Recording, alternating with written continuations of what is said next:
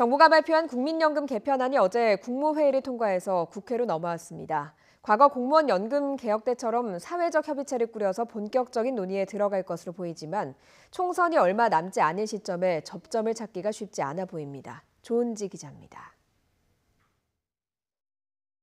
공무원 연금법 일부 개정 법률안 대안은 가결되었음을 선포합니다. 박근혜 정부 시절인 지난 2015년 공무원 연금 개혁 법안은 국회 문턱을 넘기까지 무려 7달을 밀고 당겼습니다.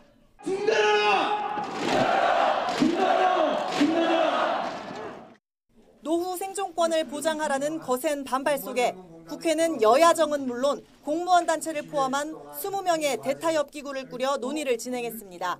한계가 있다는 지적이 있었지만 어쨌든 공무원이 내는 돈을 5년간 30% 올리고 받는 돈은 20년간 10% 줄인다는 내용의 결과물을 내놨습니다. 그 후 3년, 이번엔 파급력이 훨씬 큰 국민연금 운영계획이 국무회의를 통과했습니다. 지난 2007년 2차 개편 이후 10여 년 만에 손질하는 건데 정부는 국회로 공을 넘겼습니다. 경사노위의 연금개혁 특위와 국회의 논의 등 사회적 논의 과정을 거쳐야 하며 정부는 이 같은 과정을 충실히 지원할 것입니다. 뜨거운 감자인 국민연금 개편안은 경제사회노동위원회의 연금개혁 특별위원회를 거쳐 늦어도 내년 7월엔 정치권으로 넘어옵니다.